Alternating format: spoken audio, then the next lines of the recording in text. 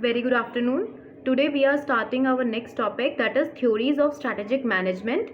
Strategic HRM यानी 2 theories dominate करती हैं इस एकेडमिक वर्ल्ड में, जैसे रिसोर्स बेस्ड व्यू जो कि बार्नेज ने दी है, एंड नेक्स्ट है इंटीग्रेशन अप्रोच.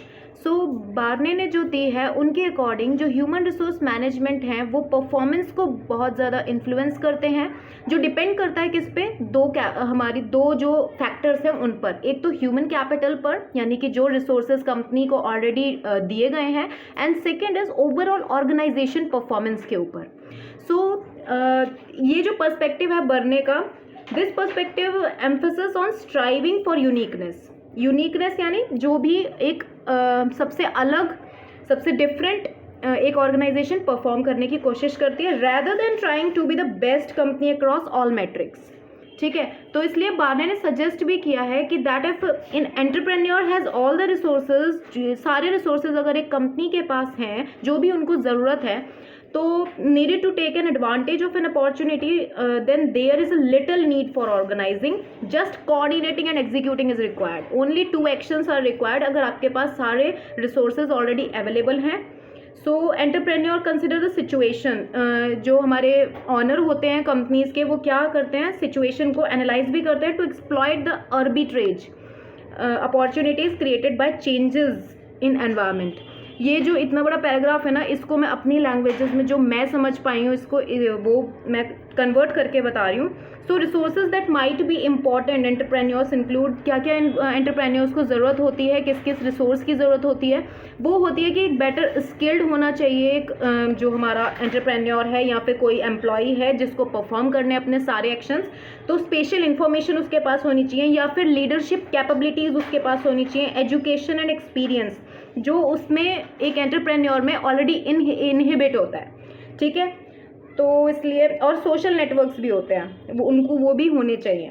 अब अचीव करने के लिए, अगर कॉम्पिटिटिव एडवांटेज को हम अचीव करना चाहते हैं ओवर अदर राइवल्स, अपने जो कॉम्पिटिटर्स हैं उसके ओवर, तो हमें resources must be rare. Resources हमेशा क्या होने चाहिए, इमिटेबल यानी नकल ना कर सकें. जो हमारे पास हैं वो दूसरे हमारे कॉम्पिटिटर नकल ना कर सकें. और नॉन सब्सटीट्यूटेबल, ऐसा ना हो कि अगर हमारे पास कोई न्यू टेक्नोलॉजी हमने बनाई है, हमने ओवर 3 इयर्स के रिसर्च के बाद कोई टेक्नोलॉजी लॉन्च की है, तो वो ऑटोमेटिकली कॉम्पिटिटर्स भी वही लॉन्च करके अपने प्रोडक्शन को इंक्रीज़ कर लें. सो 3 अप्रोचेज़ हैं इसकी कि high performance management, high commitment management and high involvement management. Integration approach है जिसमें वो कहते हैं कि सिर्फ 2 हमारे कीवर्ड्स होते हैं. पहला कीवर्ड होता है हमारा ह्यूमन रिसोर्स पॉलिसीज़, और दूसरा होता है उनकी प्रैक्टिसेस जो भी हमारे ह्यूमन रिसोर्स मैनेजमेंट के अंडर आती हैं. इन दोनों को अलाइन होना ही पड़ेगा ताकि ऑर्गेनाइजेशन की स्ट्रैटेजीज़ को हम फुलफिल कर सकें.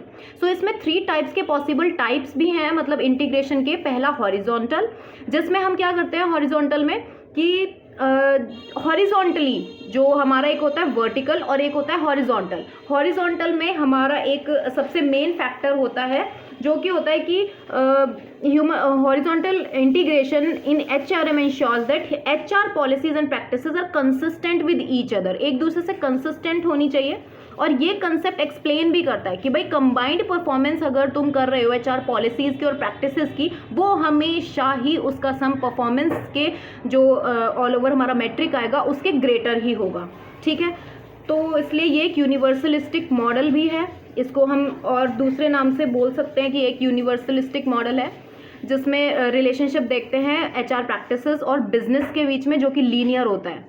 ठीक है, नेक्स्ट है हमारा वर्टिकल इंटीग्रेशन. वर्टिकल इंटीग्रेशन क्या होता है कि HR प्रैक्टिसेस और HRM के बियॉन्ड भी देखा जाता है. ठीक, तो इसमें इंटरडिपेंडेंस आती है किसके बीच में, HR प्रैक्टिसेस और ऑर्गेनाइजेशन इफेक्टिवनेस के बीच में, सो दैट कि fostering creativity and risk taking behaviour को एम्फेसाइज किया जाए और एंटरप्रेन्योर एक हाई क्वालिटी ऑब्जेक्टिव्स को, high quality and reliable behaviour को कंटिन्यू कर सके. सो ये एक best fit and strategic fit को कंसिडर करता है. ये एक ऑल्टरनेटिव एक्सप्रेशन है वर्टिकल फिट का. ठीक है। नेक्स्ट है हमारा कंबाइंड, जिसमें हमारे एक HR प्रैक्टिसेस को इनकॉर्पोरेट किया जाता है। इसको हम मान सकते हैं कि वर्टिकल और हॉरिजॉन्टल इन दोनों का कॉम्बिनेशन है। इसको कॉन्फ़िगरेशन मॉडल भी बोला जाता है, ठीक है, कंबाइंड इंटीग्रेशन। सो बार्ने की जो थ्योरी थी वो सबसे इजी वे में मैंने एक्सप्रेस करने की कोशिश की है कि एंटरप्रेन्योर कंसिडर करता है उस सिचुएशन को ताकि हम एक्सप्लॉइट कर सकें arbitrage opportunities created by changes in environment. जो भी चेंजेस डायनामिक होता है ना, कंटिजेंसी नहीं है, तो इसलिए कंटिजेंट बिहेवियर जो होता है एनवायरनमेंट का, उसकी वजह से हमें पहले से ही अपनी सारी स्ट्रैटेजीज़ को कंफर्म करना पड़ता है, ठीक है। So thank you so much.